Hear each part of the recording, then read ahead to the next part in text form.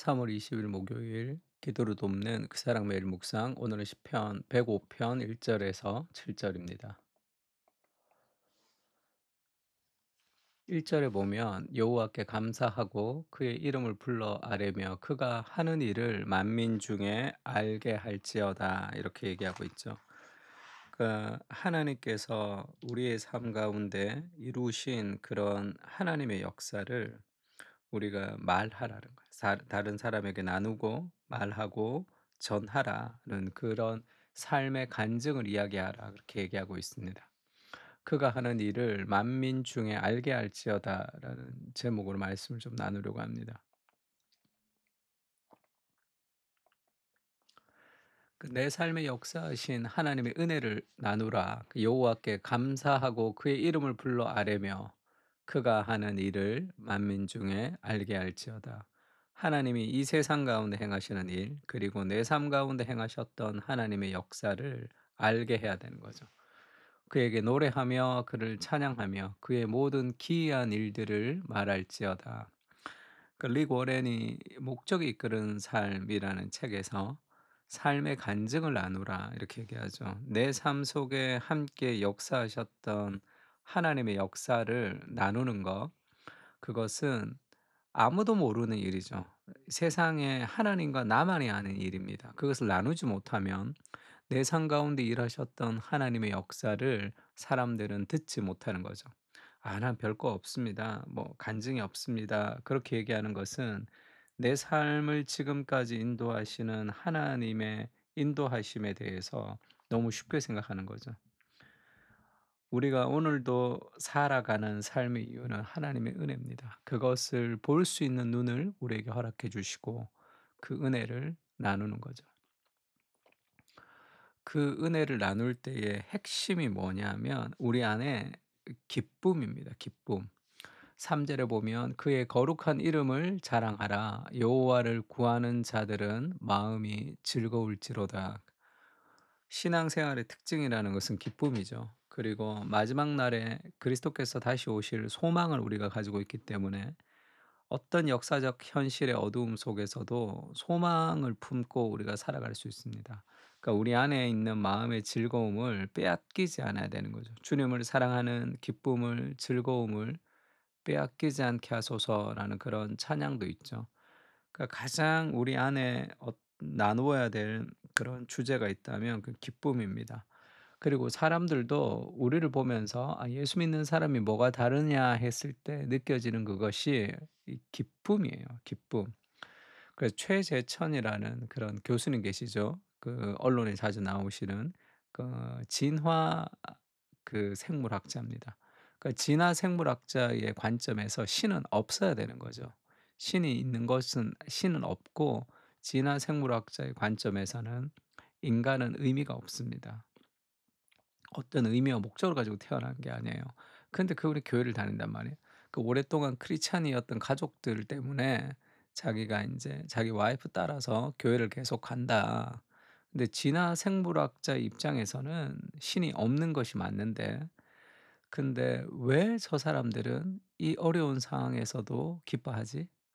왜 저 사람들은 이렇게 힘든 상황에서도 기쁨을 빼앗기지 않지?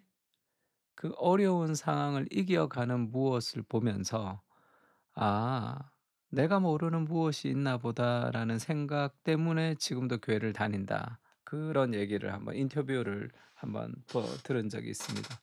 그러니까 진화 생물학자의 생각으로는 신도 없고 믿지 않아야지 정상인데 자기가 믿는 것은 자기 가족들 때문이라는 거죠.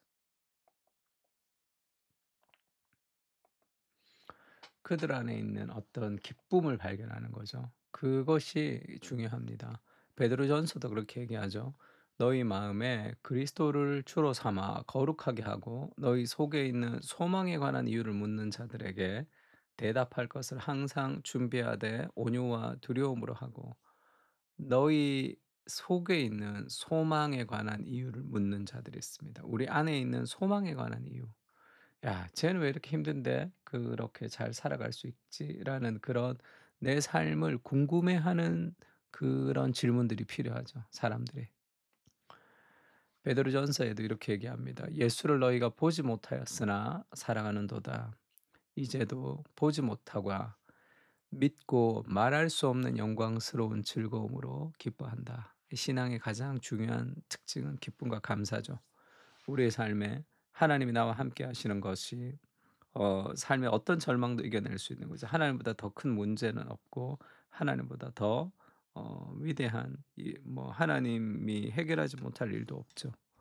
하나님이 이 세상을 창조하셨고 이 세상에 일어나는 모든 일은 다 하나님의 손 안에 있습니다. 그러니 우리가 그 기쁨과 즐거움을 빼앗길 필요가 없는 거죠, 사실. 그리고 그것을 위해서 우리가 그 하나님의 능력을 간구해야 됩니다.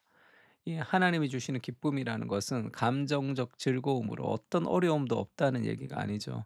삶에 여러 가지 어려움이 있지만 그 속에서도 그것을 뛰어넘을 수 있는 그런 기쁨과 은혜를 말합니다. 그래서 우리가 기도해야 되는 거죠. 4 절에 보면 여호와와 그의 능력을 구할지어다. 그의 얼굴을 항상 구할지어다. 그의 종 아브라함의 후손 곧 택하신 야곱의 자손 너희는 그가 행하신 기적과 그의 이적과 그의 입의 판단을 기억할지어다. 그는 여호와 우리 하나님이시라. 그의 판단이 온 땅에 있도다. 여호와의 능력을 간구하고 하나님 그의 기적과 능력과 우리의 기도를 통해서 일하시는 하나님의 일하심들을 우리가 함께 나누는 그런 인생으로 살아가야 됩니다. 하나님이 지금도 우리를 위해서 일하시고 계신데 그것을 볼 수 있는 눈을 달라고 그렇게 기도해야 되죠. 팀 켈러가 이렇게 얘기했습니다. 하나님이 내 삶 가운데 역사하시는 일에 대해서 얘기하지 않는 것이 좀 점잖다고 생각할 때가 있다는 거예요. 다른 사람한테 얘기하지 않는 것. 그러나 그 그렇게 되면 다른 사람들, 믿지 않는 사람들은 우리가 그리스도의 힘, 하나님의 힘으로 사는 것이 아니라 '내 인생을 내 힘으로 살고 있다.'라는 그런 인상을 줄 수 있다는 거예요. 하나님의 능력을 간구하고 그것을 함께 나누는 삶은 절대적으로 필요합니다. 네, 형제들아, 너희가 여러 가지 시험을 당하거든 온전히 기쁘게 여기라. 이는 너희 믿음의 시련이 인내를 만들어내는 줄 너희가 알미라. 인내를 온전히 이루라. 이는 너희로 온전하고 구비하여 조금도 부족함이 없게 하려 함이라.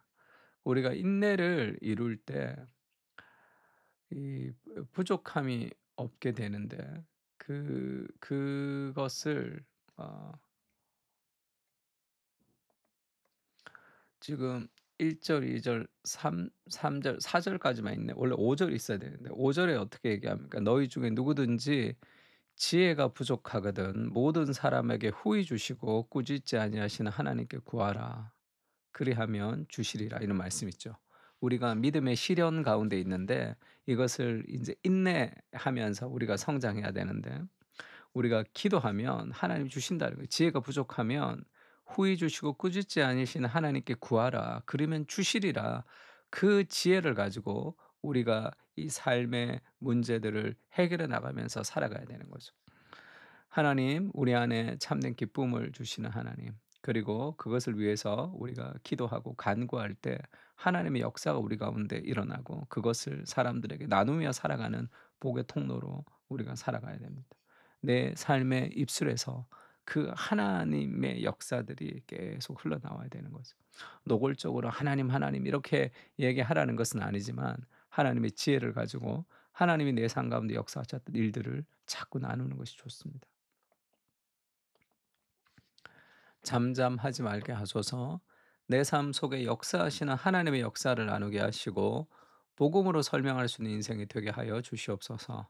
하늘의 기쁨을 통해 세상에 나누게 하시고 소망에 관한 이유를 물을 수 있는 기쁨의 인생으로 살게 하여 주시옵소서. 내 힘이 아니라 하나님의 힘으로 사는 삶의 위로와 은혜를 나누고 누리는 복의 통로로 사용하여 주시옵소서. 아멘. 하나님이 있는 삶, 하나님께 기도할 수 있는 삶이 가지는 삶의 안정감이 있는 거죠. 그래서 우리 안에 소망에 관한 이유를 묻는 사람들에게 그 은혜를 함께 나누는 게 좋습니다. 자녀를 키우면서도 그런 생각이 많이 드는데 내 힘으로 할 수 없는 일들이 많죠. 기도하지 않으면 하나님이 없으면 다른 사람들 어떻게 자녀를 키울까? 염려와 걱정과 근심에 매몰되지 않을까? 제가 그런 생각이 많습니다. 하나님이 계시다는 것이 주는 참된 자유와 위로가 있는 거죠. 그런 은혜가 우리에게 있었으면 좋겠습니다. 오늘 또 시편을 통해서 다 같이 한번 기도하겠습니다.